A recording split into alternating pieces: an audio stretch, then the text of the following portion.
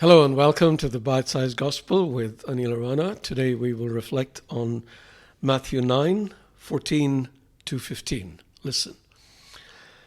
Then John's disciples came and asked Jesus, "How is it that we and the Pharisees fast so often, but your disciples do not fast?"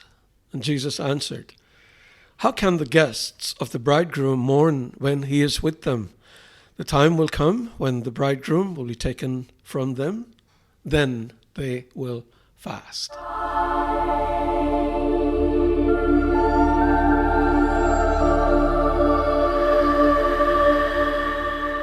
I find the criteria we use to judge how holy other people are quite fascinating and quite hilarious too. A passage before the one we read today, we find the Pharisees asking Jesus' disciples, "Why does your teacher eat with sinners?" In this one, we find the disciples of John asking Jesus, "Why don't your disciples fast?" Here are two samples of how we view holiness. One view says we shouldn't eat with sinners. Another says we shouldn't eat at all. What do you think we should do? The question wasn't flippant. It is a serious one, and I ask you to ask it of yourself because I suspect a lot of us do things simply because others are doing them and don't want to appear less holy by not doing them. Consider abstaining from meat during certain times of the year. Why do you do it? Because you really want to, or because you are worried about the opinions of others? Fasting is a good practice, and one that Jesus engaged in often. The Holy Spirit wouldn't have sent him off into the desert to fast for 40 days unless he was disciplined in it. I spoke about the benefits of fasting a few episodes ago. In addition to the reasons mentioned there, an important one is to discipline our bodies.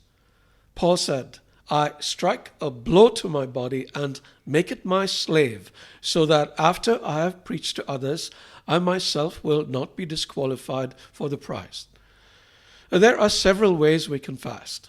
One way is the total fast, where we abstain from everything except water for a period of time, usually ranging from a day to a week. I don't recommend doing this for longer than a week because you can damage your body irreparably.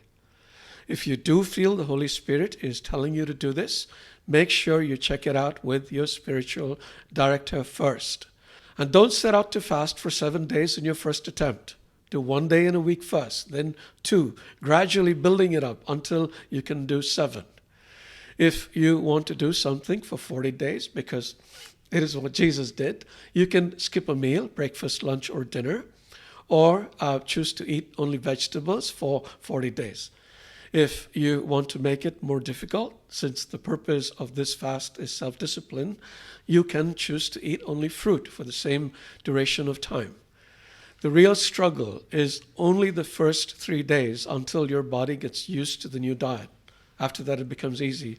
And it becomes a real struggle the very last day when you realize you're mere hours away from eating regular food again and can't wait to sink your teeth into some juicy food. There really are no rules when it comes to fasting. You can decide to give up whatever you want. Just show a little wisdom when deciding this. May the Spirit be with you.